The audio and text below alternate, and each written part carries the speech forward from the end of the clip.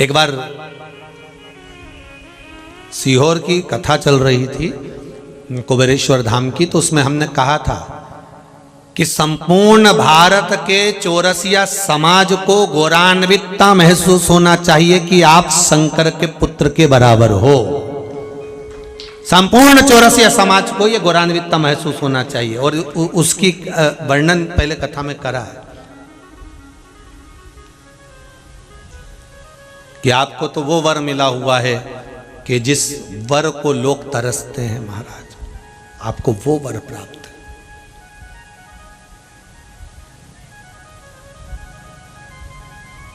शिव कथा कह रही है, शिवानुमोदन कह रहा है। कौरव और पांडवों का युद्ध चालू हुआ। बब्रुवाहन को मन नहीं मालूम था कि मैं पुत्र किसका हूं। नाना भी चले गए और मां भी चली गई। सिंहासन पर बब्रुवाहन बैठ गए। इतना बब्रुवाहन इतना वीर थे, इतने वीर अर्जुन के पुत्र थे, इतनी वीरता थी। इसकी वीरता को जानकर दुर्योधन के पास सूचना गई, और दुर्योधन ने कर्ण से कहा, कर्ण एक काम करो, मणिपुर जाओ और मणिपुर के राजा को निमंत्रण दो हमारी ओर से युद्ध का।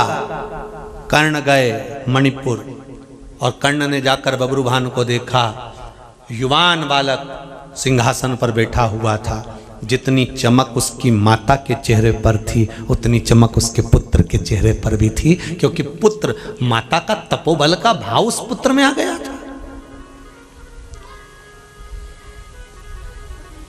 दादा दादी अगर भजन करते हैं, प्रहलाद जी ने भजन करा तो पोते में आया कि नहीं आया वो राजा बलि में? प्रहलाद जी ने अगर भजन करा, प्रहलाद जी ने भगवान की भक्ति को धारण करा, प्रहलाद जी ने नाम स्मरण करा, तो प्रहलाद जी के आगे वंश में जो राजा बलि हुए, उन बलि ने भी तो दान पुण्य करा। प्रहलाद से कुछ सीखा, हमारे पूर्वजों का दिया हुआ, हमारे बुजुर्गों का दिया हुआ कुछ हमारे पास प्राप्त हो जाता है, कुछ हमें मिल जाता है। हाँ, कई बुजुर्गों की गलत चीज़ भी हमारे यहाँ बच्चों में आ जाती है। कोई अगर दादा परदादा खूब गाली बके ना, तो उनके जो छोरा छोरी रहनी वे भी गाली सीख जाए। इसीलिए निवेदन है दादा दादियों से, तुम जैसा करोगे वैसा बच्चा करता है। दादी अगर अगरबत्ती लगाती ना भगवान को, तो दादी चली जाती ना, तो छोटा सा बच्चा धीरे धीरे जाएगा, आसन लगा के बैठ जाएगा। अगरबत्ती नहीं है तो तीली उठा के भगवान को घुमाएगा। बच्चों में आदत आती है, संस्कार आते हैं। आप अगर शंकर जी के मंदिर में एक लोटा पानी लेकर जा रहे हो, तो अपने बच्चे को साथ लेकर जाओ। बच्चा सीखेगा कि शिव जी पे जल कैसे चढ़ाना है, धतूरा कैसे चढ़ाना है, बेलपत्र कैसे चढ़ाना है, चावल कैसे चढ़ाना है, शिव जी को कैसे रिझाना है। ये बच्चे को मां सिखा सकती है। माता प्रथम गुरु होती है। पहले नंबर का गुरु कौन है? जम के बोलो जरा, मां। मां बच्चे को सिखाती है गलत मार्ग पर चलना है कि सही मार्ग पर चलना है। घर में बच्चा अगर झूठ बोलता है ना, तो माता के कारण बोलता है। बच्चा अगर सत्य बोलेगा तो मां के कारण बोलेगा, झूठ बोलेगा तो। एक मां ने अपने बच्चे से कहा, सुन, मैं जरा काम से जा रही हूं, तो पढ़ाई करना हो। बच्चा बोलने लगा, मम्मी मैं भी तुम्हारे साथ चलूंगा। तुम कहां जा रही हो? मैंने बोला ना पढ़ाई कर, एग्जाम का टाइम है। नहीं, मैं भी चलूंगा तुम्हारे साथ। बच्चा जिद करने लगा। मां ने पर्स खोला, उसमें से 5 रुपए निकाले, बच्चे को दिए, ले ये 5 रुपए ले, टॉफी खा लेना। और सुन, कोई भी घर में आए और पूछे तेरी मम्मी कहां गई, तो कह देना पिताजी के साथ घूमने गई। आवाज, बच्चा बाजार गया, टॉफी बगल में से लेके आ गया। पास में दुकान थी, सोफा पे बैठ के खा रहा था। इतने में ऑफिस में कोई सर मर गए। पिताजी की जल्दी छुट्टी हो गई। पिताजी घर आ गए, उनने बैग रखा, ये टॉफी खा रहा था, टीवी देखने में लगा हुआ था। पिताजी ने आते से पूछ लिया, क्यों तेरी माँ कहाँ गई? कि वो तो पिताजी के साथ घूमने गई। अब पिताजी ने एक थप्पड़ धर के दिया, थारा बाप यहाँ खड़िया, तेरा पिता यहाँ वो की के साथ चली गई। अब बच्चे को झूठ बोलना किसने सिखाया? जम के तो बोलो, माँ ने।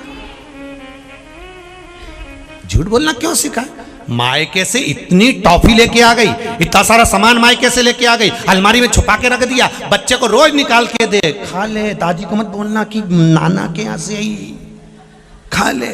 दादी को मत बताना, चाचा चाची को मत बताना, अंकल आंटी को मत बताना, किसी को मत बोलना कहाँ से आया, बोल देना पड़ोस वाली आंटी ने दिया, पड़ोस वाली अंकल ने दिया, मेरा नाम मत लेना। हो बच्चे को सिखाएगी, पट्टी पाड़ती जाएगी, कंगा करती जाएगी और सब ज्ञान देती चली जाएगी। बताना मत, खा ले। हो बच्चे को टॉफी छुपा छुपा के खिला दी, सामान छुपा छुपा के दे दिया, मैं बैग छुपा कर दे दिया, कॉपी छुपा कर दे दी, कहीं रबड़ छुपा कर दे दिया, कहीं पेंसिल छुपा कर दे दी। मायके से लाई थी, पहले ही बच्चों को बोल देना था, घर की माता को बता देना था मैं मायके से ये लाई हूं, पर छुपा के रखा। अलमारी में से धीरे धीरे धीरे धीरे निकाल के देती गई देती गई देती गई। बच्चे, दादी ने पूछा क्यों रे टॉफी कहां से आई? पड़ोस वाली आंटी ने दी। रबड़ कहां से आया? चाची ने पूछा, पड़ोस वाली आंटी ने दिया। बच्चा धीरे धीरे धीरे धीरे बड़ा हो गया, उसकी शादी हो गई। शादी होने के बाद पत्नी को लेके घुमाने लेकर गया जुन्नार देव। पत्नी को वहां पर साड़ी पसंद आ गई। पत्नी बोली ले लूं, पति बोला ले ले। और घर चलेंगे और मम्मी बोलेगी तो पति को तो झूठ बोलने की आदत थी, क्योंकि माँ ने जैसा सिखाया था उसने अपनी पत्नी को सिखा दिया। कह देना मायके से मिली है। अब बताओ झूठ बोलना किसने सिखाया? माँ ने झूठ बोलना बेटे को सिखाया, बेटे ने अपनी पत्नी को सिखाया, अब वही पत्नी अपने बच्चे को सिखाएगी। वही बच्चा बड़ा होकर फिर आपके सामने झूठ बोलेगा। आपको मालूम है कि मेरी बहू कहाँ से लेकर आई? मेरे बेटे ने दिलाई होगी, बेटा लाया होगा, दिवाली पर लाया होगा, आपको मालूम है। फिर भी उसने कह दिया मायके से आई, तो आपको मानना पड़ेगा, क्योंकि झूठ बोलना तुमने सिखाया। सच बोलना सिखा। सत्यम शिवम सुंदर। सच बोलना सिखाओ ना, झूठ बोलना क्यों सिखाओ? हम तो लोगों से भी कहते हैं कहीं दिवाली मिलने जाओ तो हैप्पी दिवाली मत कहो, होली मिलने जाओ तो हैप्पी होली मत कहो, डायरेक्ट जाकर कहो काका जी राम नाम सत्य है। काका तो कुर्सी से नीचे। क्यों मेरा बुरा चाहता है? नहीं नहीं नहीं, मरने के बाद लोग बाग राम नाम सत्य बोलेंगे, अपन नहीं बोल पाएंगे, क्योंकि अपन तो पड़े रहेंगे। तब बोलना तो अपने पहले ही बोल लो ना। इससे तो बोलो जरा अच्छे से राम नाम।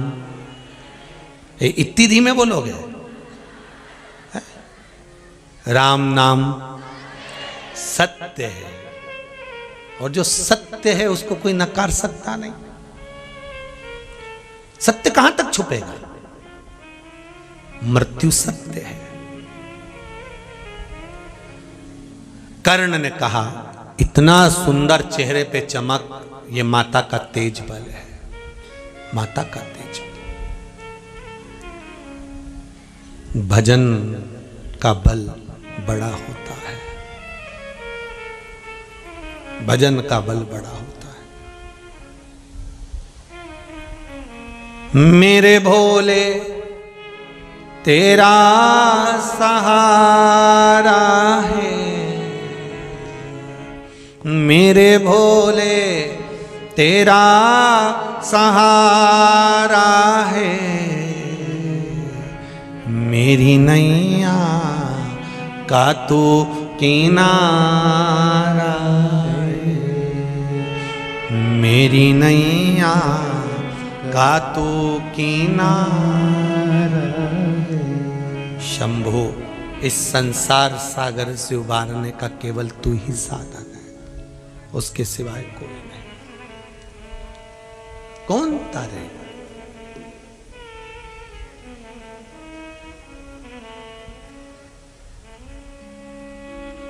महाराज देखा, बब्रू वाहन बड़ा सुंदर था, देखकर कर्ण ने कहा कि आपके लिए मैं प्रस्ताव लेकर आया हूं। क्या प्रस्ताव? कौरव और पांडवों का युद्ध प्रारंभ होने वाला है, उसके लिए दुर्योधन ने आपको युद्ध के लिए बुलाया। बब्रू वाहन को मालूम ही नहीं था, क्योंकि पांडव से कभी मिला नहीं था, उसको ज्ञात भी नहीं था। ठीक है, बब्रुवान ने कहा मैं स्वीकार करता हूं, राजा दुर्योधन को कह देना तुम्हारी ओर से मैं युद्ध लड़ूंगा, चिंता ना करें, जाओ। कितनी सेना है आपके पास? कर्ण ने पूछा बब्रुवान से। आपके पास कितनी सेना है? सेना है कितनी? बब्रुवान ने कहा सेना की जरूरत नहीं पड़ेगी, मैं अकेला काफी हूं। और ये सत्यता थी। बब्रुवान की माता चित्रंगदा देवी की इतनी उपासना करती थी कि देवी के तपबल से ऐसा बेटा उत्पन्न हुआ था, तो उसको सेना की तो जरूरत ही नहीं पड़ती थी, अकेले ही काफी था, अकेला ही काफी। कई बार माताएं जब गुस्से में आती है ना, तो एक बात जरूर कहती है, मेरे से फालतू की बात मत करना, मुझे फालतू समझना मत, पहले समझा रही हूं, अकेली काफी हूं, समझ लेना। इसकी माताजी कहीं माताजी की सेवा करती होगी, उसका तेज बल, उसका तप, उसका बल इसमें है। हमने पहले भी कथा में कहा, एक बात पहले भी कही, आज फिर कहते हैं,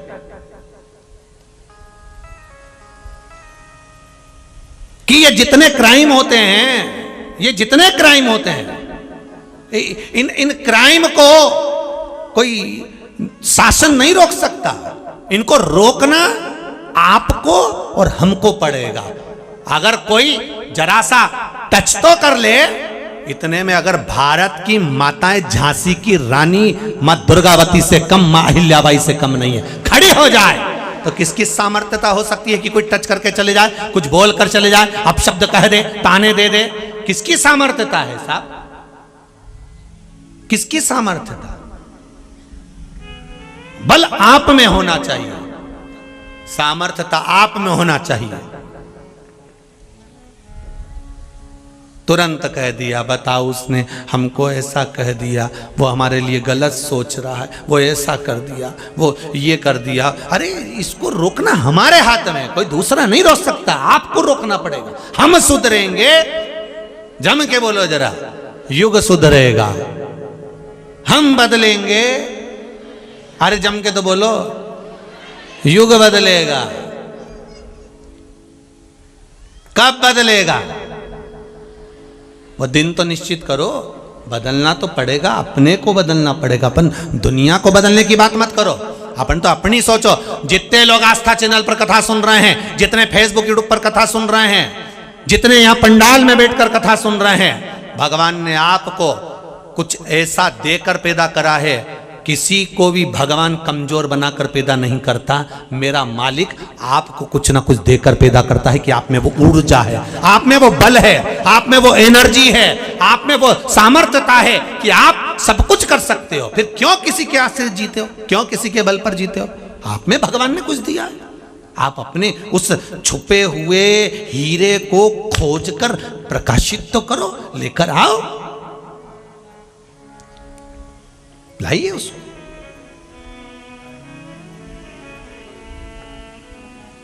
दुनिया के लोग आपको बहुत डराएंगे, ये कुछ नहीं कर सकता, ये कुछ नहीं कर सकता, इसमें तो अक्ल ही नहीं है, ये तो मूर्ख है, इसमें तो बिल्कुल रत्ती भर की अक्ल नहीं। दुनिया के लोग कहेंगे ये कुछ नहीं कर सकता, इनको कुछ नहीं आता, ये बेचारे सीधे हैं। पत्नियां कई बार अपने पति को ऐसा कहते हैं, ये बहुत सीधे हैं, इनमें कुछ भी अक्ल नहीं है, कुछ नहीं कर सकते। अरे समझाओ, तुम में वो बल है, जाओ करो काम। थोड़ा बहुत ठेले ही लगाओगे ना, मूंगफली ही बेचोगे ना, छोटे से छोटे ही काम करोगे ना, पर शंकर का नाम लेकर करना। मुझे विश्वास है उस शंकर ने जब दुनिया को तार दिया, जन्म उसने दिया है, तो पेट वो भरेगा। जाओ कुछ भी करो, शिव का नाम लेकर, पीछे मत हटना, करो शंकर का नाम लेकर आगे बढ़ जाना, करो शिव का नाम लेकर आगे बढ़ो। अब सौंप दिया इस जीवन का सब भार तुम्हारे हाथों में, हे हार तुम्हारे हाथों में और जीत तुम्हारे हाथों में। भगवान तुम्हें कुछ ऐसा देकर पैदा करता है, आपके हुनर को आपको उजागर करना है, जागृत करना है। अपने हुनर को निकालिए, अपने हुनर को जागृत करिए। किसी को भगवान कमजोर बनाकर पैदा नहीं करता। वो तो शिव तो गौरवान्वित होता है कि मैंने जन्म दिया है तो मैं तेरे साथ हूँ, तू चलता रहे, मैं तेरे कदम से कदम मिलाकर चल रहा हूँ। कोई कहता है भगवान आगे चलता है कि पीछे चलता है, जम के बोलो जरा, जम के बोलो, कहाँ चलता है भगवान? नहीं, भगवान आगे कभी नहीं चलता। भगवान तो आगे तुमको रखता है कि तू चल मैं पीछे हूं। भगवान कहता है तू चल आगे मैं पीछे हूं। पीछे होने का फायदा क्या है? तो कहा भगवान पीछे इसलिए चलता है कि जब तू गिरेगा पीछे से संभाल में लूंगा, तो चिंता मत करना, तू तो चल, बेधड़क चल। बच्चा आगे चल रहा है, छोटा सा बच्चा चलना सीख रहा है, वो आगे आगे चलता है, तो माँ उसके पीछे पीछे उसको पकड़ कर चलती है, चल धीरे धीरे चल, ठुमक ठुमक चलता रहे। राम जी महाराज चल रहे हैं, कौशल्या मैया उनको पकड़ कर चल रही धीरे धीरे पीछे, उधर आगे के कई खड़ी पीछे कौशल्या मैया चल धीरे धीरे, कोई गिरेगा तो मैं संभाल लूंगी, पीछे है। चल रहा है, तुम गिरे और उसने संभाल लिया। शिव कथा कह रही है, शंकर का अनुमोदन कर रहा है। अब बब्रुवान युद्ध करने गया, अकेला काफी था। चित्रांगदा का पुत्र, मणिपुर का राजा, अकेला काफी था। सेना नहीं मेरे पास, मैं खुद हूं। कर्णों को लगा कि बड़ा वीर दिखता है, बोल तो वीरता के संबोधन रहा है, युद्ध में मालूम पड़ेगा। सामने बब्रुवान, युद्ध प्रारंभ हो गया। युद्ध प्रारंभ, जो बब्रुवान ने अपना अस्त्र उठाकर फेंका, जो फेंका,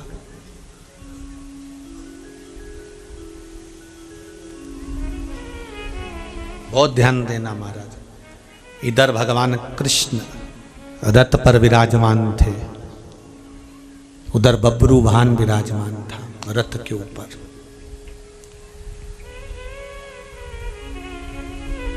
बब्रुवान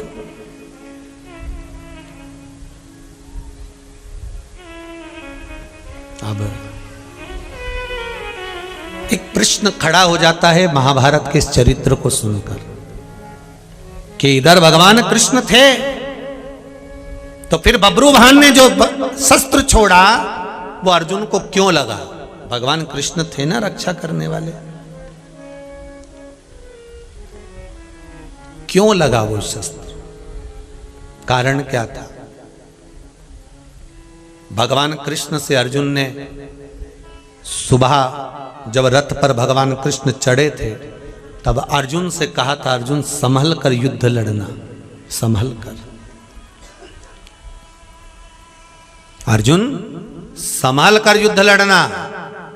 आज जिसके सामने तेरा रथ खड़ा होगा वो बब्रुवान साधारण नहीं है। अर्जुन अर्जुन ने कहा, मेरे से ज्यादा वीर होगा क्या? भगवान कृष्ण मुस्कुराकर कह दिए, तुझसे ज्यादा वीर है, तुझसे ज्यादा वीर। तो अर्जुन हंस दिया जमकर। भगवान कृष्ण तो जानते थे कि ज्यादा वीर क्यों है, क्योंकि अर्जुन का तो पुत्र, और मां कौन है? चित्रांगदा। किसकी उपासना करती है? देवी की। और देवी की उपासना करने वाली वो चित्रांगदा का पुत्र है। इधर अर्जुन का बल और उधर चित्रांगदा का बल, दोनों इस पुत्र में है। डबल, अर्जुन से डबल प्रबल था। पर अर्जुन मानने को भी तो तैयार नहीं था।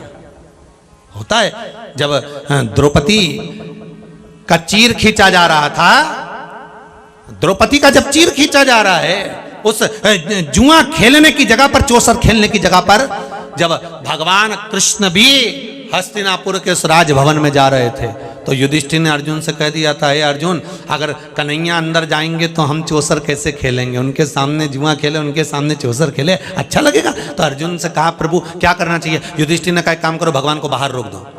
भगवान कृष्ण के पास अर्जुन गए।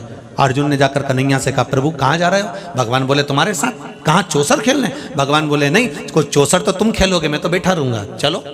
इतने में अर्जुन बोले, नहीं प्रभु, आप अंदर नहीं जा सकते, आप अंदर नहीं जाओगे। भगवान बोले मैं अंदर नहीं जाऊं, नहीं।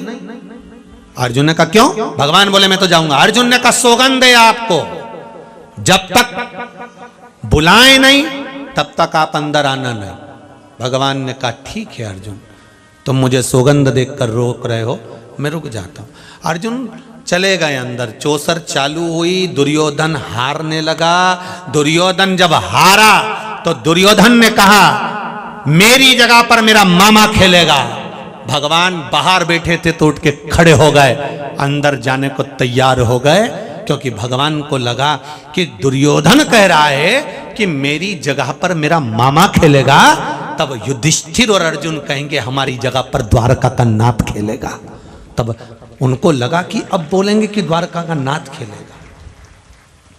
द्वारकाधीश तैयार होकर बढ़ने लगे, पर अर्जुन युधिष्ठिर ने नहीं कहा कि कृष्ण खेलेंगे हमारी जगह पर। और चौसर चालू हुई और हारने लगे, सब हार गए, द्रौपदी को भी हार गए।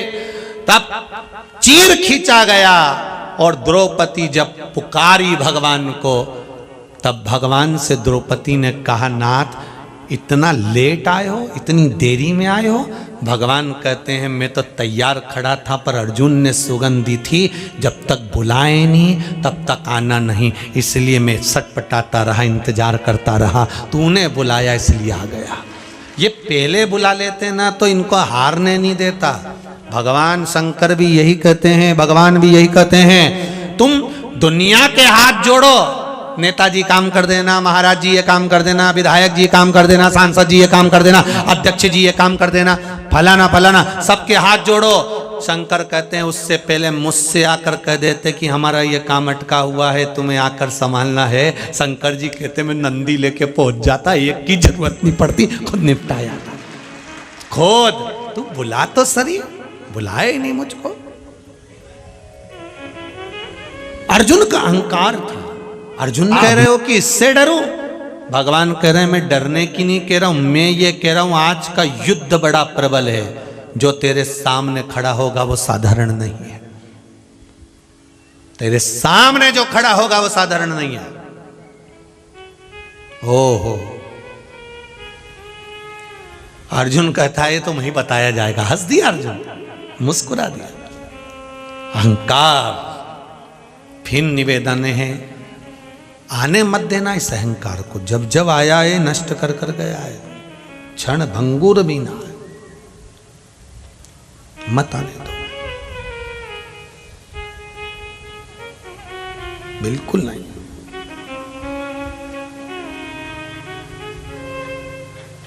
आने मत देना।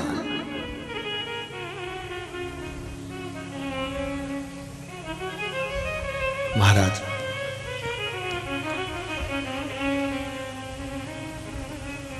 आया, सामने अर्जुन का रथ आया। भगवान कृष्ण जान गए थे इसका अहंकार तोड़ना है, और वो जो होता है ना, क्या बोलते हैं उसको, सांप को मार भी देता है और वापिस जिंदा कर देता है, नेवला, नेवला ही बोलते हैं।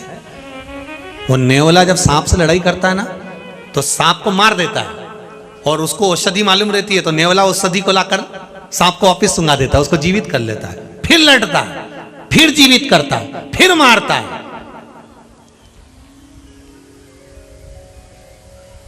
नेवले को यह मालूम है कि सांप को कहां कैसे मारना है और उसको जीवित कैसे करना है, ये नेवले को मालूम है। वो सांप को वापिस जीवित कर लेता लड़ने के लिए, उसको लड़ने का इतना शौक होता सांप से, वापिस जीवित करता, फिर लड़ता, फिर मारता, फिर मर जाता, फिर उसको जीवित करता। भगवान कृष्ण को मालूम था इसका अहंकार कैसे तोड़ना है, इसको अभिमान ज्यादा आ गया ना, और अभी युद्ध बाकी है, अभी बाकी है, दुर्योधन, दुशासन, पूरी सेना बाकी है। अगर इसका अभिमान अभी नहीं टूटा तो ये हार जाएगा। भगवान ने पहले युद्ध में निपटा दिया काम, और बब्रुवान के सामने भगवान कृष्ण रथ लेकर खड़े हो गए। अर्जुन ने मुस्कुराकर हंसकर कन्हैया से कहा, अरे ओ कृष्ण भैया, अरे ओ वसुदेव, कन्हैया आप इसके लिए कह रहे थे ये बलवान है, ऐसा दुबरा पतरा रखा हुआ है, इसमें क्या बल होगा। और जो अर्जुन हंसा और बब्रुवान ने जो शस्त्र छोड़ा, छोड़ते सी अर्जुन पहली बार में निपटी पड़ा, प्राणी छूट गए, एक ही में हाहाकार मच गया पूरे हस्तिनापुर में।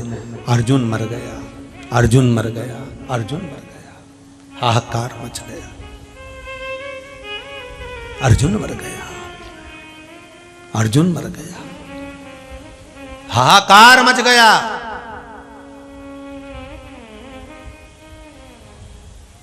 हाहाकार जब मचा, एक कथा आपको पहले कही थी, याद होगा, उलूपी और आरावन की। सुनिए ना आप लोगों ने। अर्जुन की पत्नी उलूपी, नागकन्या, शंकर की भगत, शिव की उपासक, शिव भक्ति में डूबने वाली, शंकर का अनुमोदन करने वाली। उलूपी का एक नियम था, नाग कन्या थी, शंकर के शिवलिंग का निर्माण करती थी, पूजन करती थी, विसर्जन करती थी। विसर्जन कहाँ करती थी? नाग कन्या थी, पानी में जानना जानती थी, जल कन्या भी उसको कहते थे। शिवलिंग को लेकर सीधे तलातल में जाती, रसातल में पहुंच जाती और वहां जाके विसर्जन कर कर आती। हिंदू धर्म में एक नियम है मूर्ति विसर्जन का। दुनिया के लोगों को आज के समय में वो विसर्जन करना नहीं आता। गणेश जी बिठाए, ऊपर से लेकर तालाब में फेंक दिया, शंकर जी को ऊपर से लेकर नीचे फेंक दिया। हमारे यहाँ पर मूर्ति विसर्जन का एक नियम उलूपी ने बनाया था, अर्जुन की धर्म पत्नी ने बनाया था कि जिस मूर्ति का विसर्जन करा जाता है, उस मूर्ति को विसर्जन करते समय हाथ को जल के अंदर लिया जाता है। इतना हाथ जल के अंदर जाना चाहिए, तब मूर्ति का विसर्जन होना चाहिए। ये जरूरी नहीं कि आप तालाब में मूर्ति विसर्जन करने जाओ, ये जरूरी नहीं कि आप कुएं के अंदर जल मूर्ति विसर्जन करने जाओ, आप बावड़ी में मूर्ति विसर्जन करने जाओ। अगर एक बाल्टी में भी पानी भरा हुआ है और एक कटोरे में, एक तसले में पानी भरा हुआ है, उसमें भी आपका हाथ रखकर आप मूर्ति को वहां भी विसर्जन कर कर भले बाद में पेड़ में डाल दो, वृक्ष में डाल दो, भले आप उसको ले जाकर फिर आप कहीं पर भी डालो, पर विसर्जन करते समय अपना हाथ मूर्ति में थोड़ा सा भाग हाथ का नीचे होना चाहिए। अब आज के समय में गणेश जी विसर्जन देखें तुम लोगों ने? अरे बोलो जरा जम के, देखें कैसे करते हैं लोग? दूर से ही ले जाके गणपति बब्बा मोरे और डाला दूर से। ये हमारे यहां विसर्जन नहीं है। आप हिंदू धर्म के देवताओं का अपमान कर रहे हो ऐसा विसर्जन कर कर। ये हमारे यहां विसर्जन नहीं है। उलूपी का नियम, आरावन की मां है उलूपी, जिसके बेटे को बलि देने के लिए बुलाया गया था युद्ध के मैदान में। उलूपी खुद अपने बेटे को लेकर आई थी। वो उलूपी आज रुकी हुई थी और उलूपी को मालूम पड़ा युद्ध के मैदान में अर्जुन मर गया। अर्जुन मर गया, उलूपी को सूचना मिली। उलूपी ने पूछा किसके हाथ से मरा है? कहा बब्रुवान के हाथ से मारा है। उलूपी की आंख से जल बहने लगा। एक बेटे के हाथ से आज बाप मर गया। नगर के लोगों ने पूछा बेटा और बाप? हाँ, मेरे स्वामी अर्जुन जब मेरे यहां से गए थे तब मणिपुर गए थे और मणिपुर की कन्या चित्रंगदा के साथ उनने विवाह कर लिया था और एक बेटे का जन्म हुआ था, उसका नाम बब्रुवान था, और बेटे के हाथ से बाप मर गया।